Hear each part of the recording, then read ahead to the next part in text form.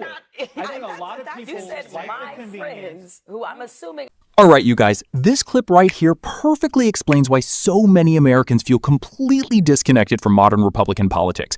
Because in this segment, a Republican panelist actually tries to argue that Americans are struggling financially because they use DoorDash and Uber Eats too much. Yes, apparently skyrocketing grocery prices, housing costs, healthcare, gas, and inflation are not the real issue anymore. No, according to this argument, ordinary Americans are just too irresponsible to cook at home. And the craziest part? He says this with a straight face on national television while people are genuinely struggling to survive right now. Watch this. Listen to this. An alarming report on the affordability crisis that's being seen as an indictment of Donald Trump's so-called golden age. New research from the New York Fed shows that there's been a remarkable increase in Americans struggling to put food on the table, and many are now resorting to skipping meals altogether. The report finds a greater share of Americans have become food insecure compared to the early months of the pandemic. Low-income Americans are being forced to dip into their savings to cover expenses. More children are missing or skipping meals compared to 2020, and families need food donations or federal assistance to get by.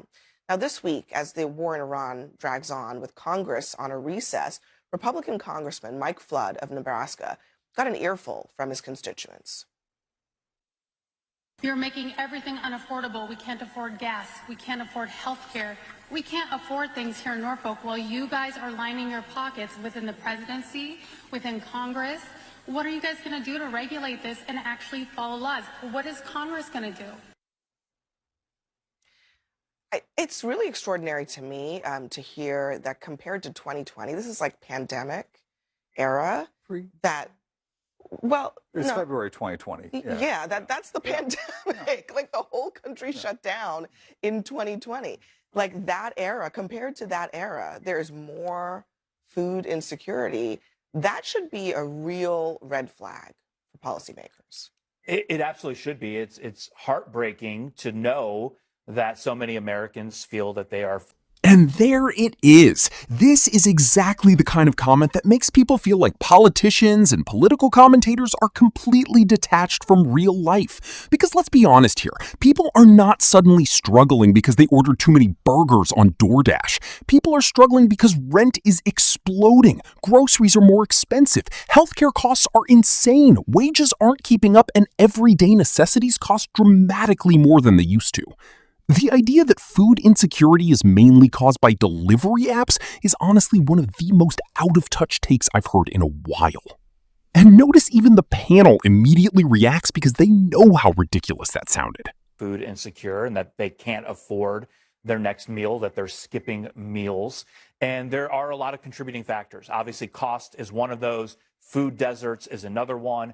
I think politicians are a contributing factor to the sentiment because they're not being honest. From the president to members of Congress are not being honest about what they can and cannot do to tackle affordability. There are things Congress can do. You would know it better than anyone at this table, former member of Congress. And there are things they can't do. But the campaign trail is littered with promise after promise that politicians cannot keep, which causes a lot of this anxiety. Another thing that I would throw into the equation is, and I know this is anecdotal, but I think it's part of it, is irresponsible consumerism.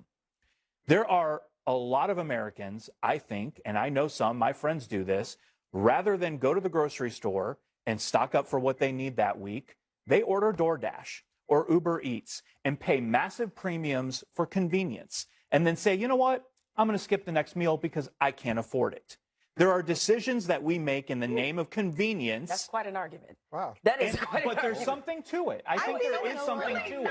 I think a lot of people You said like my the convenience. friends, who I'm assuming are probably fairly educated, Using it as an well-earning. example. Your but friends I think are there not are the friends we're talking about when we're discussing the I real think life there are issues that millions people of are Americans facing. who make that choice because it's convenient to have something delivered because they're busy. And it costs a lot more than possibly doing something that we never learned how to cook. I don't want to be.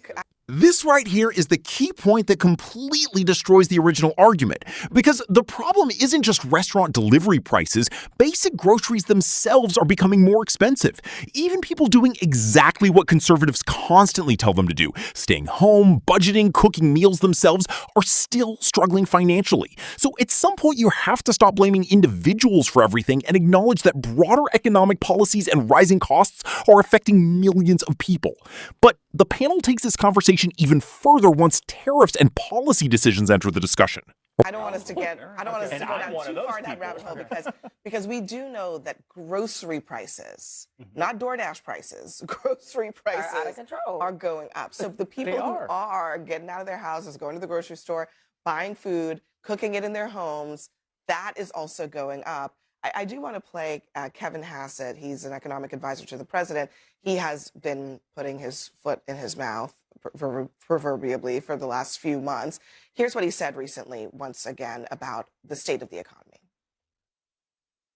I think that we should see very quickly energy prices, gas prices go back to where they should be. And the thing that I've seen when I look at credit card data and other things that I can get for the private sector is that while people have been spending more money at gas stations, they've been spending more money at everything else, which means that they're still very, very optimistic about the state of the economy. Maybe this is where Pete's theory and the rest of this converges, but I'm sorry, but it seems to me that people spending more money on everything is not something to be smiling about. Yeah, I have a very hard time making sense out of what you were just laying out there, especially when I consider what the administration spent most of last year doing, which was waging wars on essentially the price level by trying to increase the tariffs across the globe. That has a direct implication on the cost that consumers are going to pay for just about everything. Even the president himself was assuring us, well, yeah, there may be a little pain for a little while. That is not a DoorDash problem. That's not me not knowing how to cook a meal for myself at home. These are the direct implications of policy decisions. And the reality is that the pain would have been a great deal worse but for setbacks that he had because of some complications he encountered in the courts and amongst a few, unfortunately, precious few members of his own party who objected to these ruinous policies. Yeah, it also doesn't help that when you have Speaker Mike Johnson saying that Congress can't survive on $174,000 a year. When you have Trump saying, I don't care about How many people do you know that have to have 2 homes? What? Okay, I mean, guys, but that's a whole other. There is a very good argument to having a better Congress. But my point is that.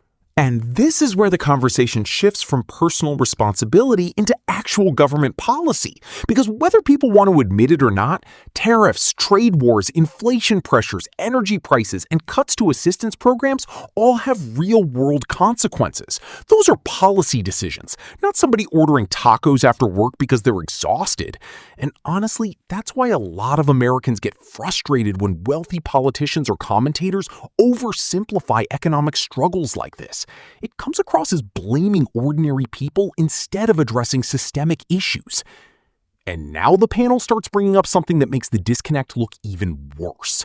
The people in those positions that are telling people who are experiencing the real pain of their decisions that, oh, you're being just irresponsible, or we can't survive on $174,000 a year, or a president that has told people to just suck it up and deal with the pain, or I don't care about the American finances. When you have to put food on the table, that's the last thing you want to hear. And especially when you see the massive amount of money we're spending on a war that no one wanted. At the end of the day, it's one thing if it's COVID. It's one thing if it's something that you really can't control. These are all self-inflicted decisions that have cost the American people. And by them continuing to lie and say, well, the stock market is doing great. I remember during Biden's administration, when the Democrats tried to run that same game, they got destroyed by the Republicans. And now all of a sudden, y'all trying to run it back.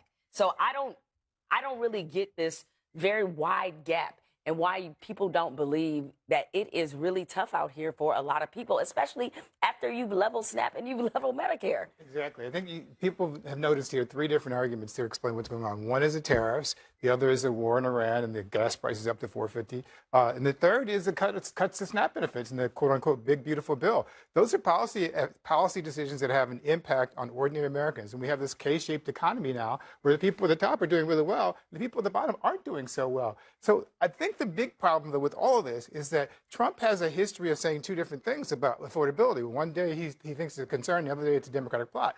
But their big problem is that he's building this big UFC stadium. He's building fixing up the reflecting pool and spending $1 billion for a ballroom. He's doing all these different things that have nothing to do with the concerns of ordinary. And this is exactly why people feel insulted by these conversations. Because imagine hearing politicians complain about struggling on 6-figure salaries while millions of Americans are deciding between groceries, rent, and healthcare. That's the kind of messaging that makes people feel like the political class lives in an entirely different reality. Most Americans are not worried about maintaining multiple homes or protecting investment portfolios. They're worried about surviving month to month.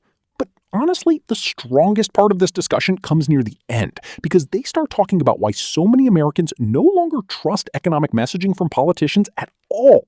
Americans, and it shows a rich old white guy who's out of touch. But I mean, that was something that that Pete was talking about, of like the politicians saying both things, right? When Donald Trump was out of power, it was everything is terrible, the world is coming to a close, America's a hellhole. Get into office, everything's fantastic. When Joe Biden was in office, it's like, listen, don't believe your lying eyes. Everything is fantastic. And then get out of office and, oh my God, look at how terrible things are, right? This is the challenge with trying to separate fact from fiction, with trying to separate actual economic indicators from feeling. The divergence between where economic sentiment should be based on where our unemployment rate is, based on where the markets are, based on where all like lower quartile job growth, that versus the sentiment. I mean, we have lower sentiment in terms of like the direction of the economy and overall consumer belief that things will get better, lower than when the unemployment rate was double what it is and when inflation was at 12%. I agree with you, but you're missing one point, though. You're missing one point, though. One of the people who's chiefly responsible for contributing to the distrust of government data is Donald Trump. He spent years discrediting the government data under the Obama administration and under the Biden administration. He spent years trying to discredit what government does in general. So people have a reason not to believe what the government data says. They're more concerned about their personal situations than what the government data is telling them. All right, next for us, Jill Biden says that she... And honestly, this might be the biggest issue in modern politics right now, the complete collapse of trust between ordinary people and political leaders. Because Americans hear politicians constantly telling them the economy is doing great, while their personal reality feels completely different. People notice when groceries cost more. They notice when gas costs more. They notice when rent keeps climbing. And once people stop trusting political messaging, every statement starts sounding like propaganda rather than reality. But what really stood out to me in this clip was just how casually that original DoorDash comment was made, because it shows how disconnected some wealthy political figures and commentators have become from normal working class life. Most people are not ordering food every day because they're reckless. A lot of people are exhausted, overworked, juggling multiple jobs, raising families, dealing with long commutes, and simply trying to make life manageable. And the bigger problem politically for Republicans is that comments like this reinforce the image that they don't fully understand the economic pressure average Americans are facing right now. Whether fair or unfair, that perception matters. At the end of the day, affordability is not just about personal spending habits. It's about wages, housing costs, healthcare, inflation, energy prices, taxes, and economic policy. People can cut back on luxury spending and still struggle because the cost of basic living itself has gone through the roof. Let me know what you guys think down below. Do you think Americans are mostly struggling because of personal financial decisions, or do you believe broader economic policies are the real issue? If you enjoyed the video, hit the like button, subscribe to the channel, and I'll catch you guys in the next one.